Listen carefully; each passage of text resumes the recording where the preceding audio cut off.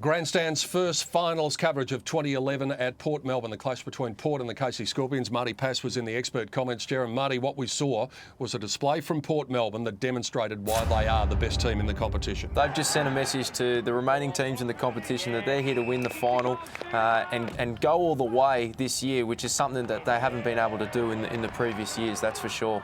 First quarter was pretty even. A good stuff from the Casey Scorpions. They actually went in 2 points down at quarter time, and that was into the breeze. So their early efforts were encouraging. Brendan Favola got a couple of goals in the first quarter, but all of a sudden in the second term, after the Scorpions kicked the first 2 goals of the second term, the floodgates were just able to open.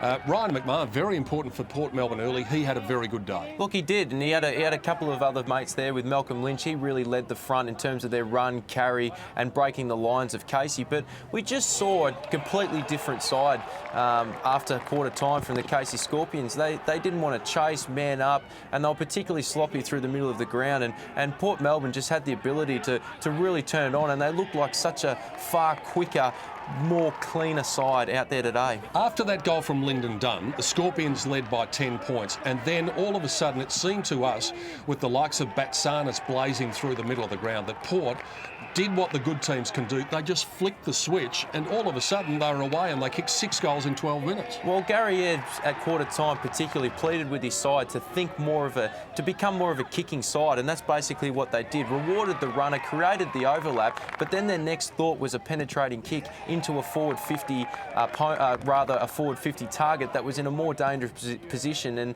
and consolidate from. So they really did flick the switch and create a bit more of a run and really own that centre corridor of the ground. Burston with an important goal there early in the third quarter after the Scorpions got it back to 21 at half-time from that goal we saw from Brendan Favola, but this just became an avalanche. They kicked 8 goals, 5 to 3 behinds, and they obliterated the Scorpions, and there were some worrying signs, I think, from Casey in that third quarter and in the last quarter. Well, there were. Casey really now are going to have a really, really tough ask to come back and win a final from here, because their confidence is going to be absolutely shot. We saw signs and body language out there, particularly in that third and fourth quarter, that were almost deplorable. And you'd be asking yourself as Brad Gotch, how did you get yourself to become the 4th best side in the competition and then dish up a second half like that?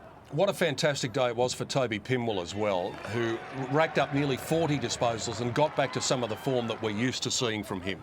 Well, there's always that point that good players play well in finals, and, you know, Pimwell certainly did that. You mentioned Shooter McMahon also did. Malcolm Lynch stood up today, and look, they certainly do look like the front runners in this final series. In the end, it was a spanking, 24-16, 160 to 9-9-63. Port Melbourne goes straight through to the preliminary final. And for the Casey Scorpions, they've got Werribee to worry about in the semi-finals next week. But is Port sailing towards its first flag in 29 years? From what we saw in the qualifying final, the answer could quite possibly be a definitive yes.